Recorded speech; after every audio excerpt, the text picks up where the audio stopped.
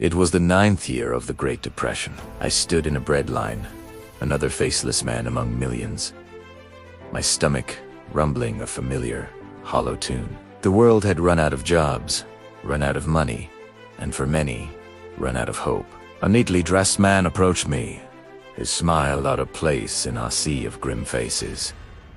He offered me a deal, a chance to earn a decent living. All I had to do was join a special program. Desperate times. I said yes without a second thought. I had no idea what I was getting myself into. The next day, I found myself in a stark, windowless room with a handful of other recruits. The man from the bread line, our new handler, explained the rules. This wasn't just a job. It was a competition, a climb. We were now part of a secret military ranking system. Our mission, to complete clandestine tasks, from simple deliveries to more complex operations. Success meant moving up a rank, earning more money, and gaining access to better resources. Failure meant dropping down, or worse, being eliminated from the program entirely. We were given coded names, new identities. I was no longer a starving man in a bread line. I was now Subject 734. My first assignment was simple: deliver a sealed envelope to a specific address across town. No questions asked. The city I thought I knew became a maze of shadows and watchful eyes. Every alley seemed to hold a potential threat. Every passerby, a possible rival. The weight of that simple envelope felt heavier than a bag of bricks. I completed the task, my heart pounding in my chest the entire time. The next morning, I checked the rankings board. I had moved up.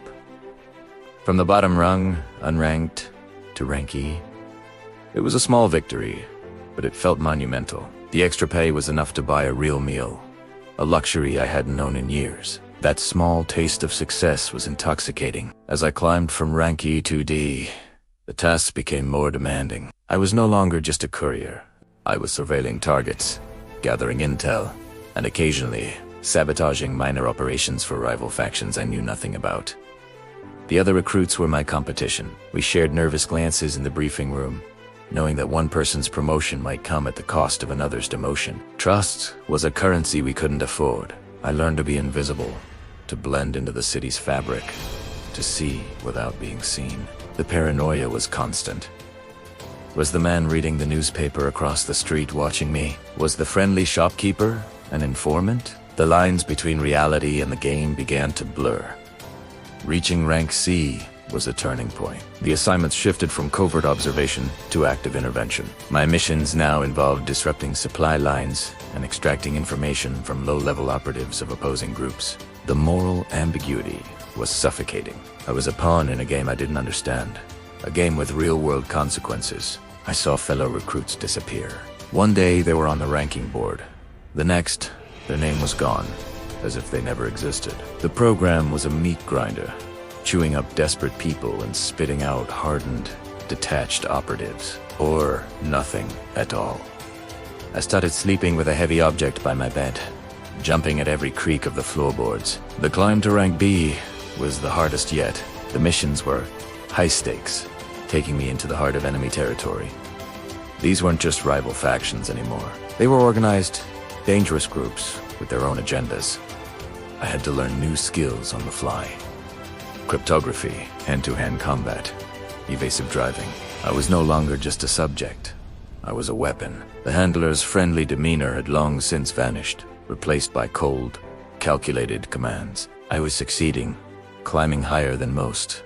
But the man I was before the breadline was fading away. I looked in the mirror and saw a stranger staring back, his eyes old and tired. The fear was still there, but now it was overshadowed by a grim determination. One evening, I was tasked with infiltrating a high-security building to retrieve a ledger. It was a rank B mission, but it felt different, more critical. Inside, I found more than just numbers. I found names of politicians, judges, and police chiefs, all connected to this shadow war I was fighting. This wasn't just a competition for desperate men. It was a war for the soul of the city, a battle for control fought in the dark. My handler's organization wasn't just some private military group. It was a kingmaker, pulling the strings from behind the curtain. And I was one of their most effective puppets. The realization hit me like a physical blow. I wasn't climbing towards a better life. I was descending deeper into a world of corruption and control. My success had made me valuable, but it also made me a target. After the Ledger mission, I was promoted to rank A. I was one of the elite. The pay was incredible. The resources, almost limitless. But the missions were now about protecting the system itself. Primera wa. Ese cento neutralized threats journalists who got too close, officials who wouldn't play ball, and even fellow operatives who started asking the wrong questions. The moral lines I had once blurred were now completely erased. I was a monster, a tool of a corrupt machine. The choice I made in that bread line 9 years ago had led me here, to a gilded cage, where the only way out was in a body bag. I started looking for a way out. I secretly copied files, gathered evidence, and made contact with one of the few journalists who hadn't been bought or buried. It was the most dangerous game I had ever played. The system that had built me up was now hunting me.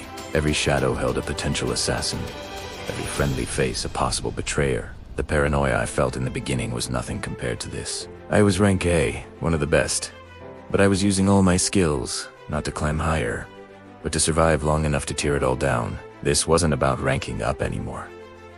This was about redemption. My story is a warning about how desperation can be exploited, and how easy it is to lose yourself one small compromise at a time. The climb seemed like a way out, but it was just a deeper kind of prison. Now, I fight from the shadows, not for a rank or for pay, but for a chance to expose the truth and reclaim the man I once was. The Great Depression may have ended for the rest of the world, but my personal depression, my personal war, is far from over. Thank you for listening. If you found this story compelling, please consider subscribing for more Tales from the Shadows.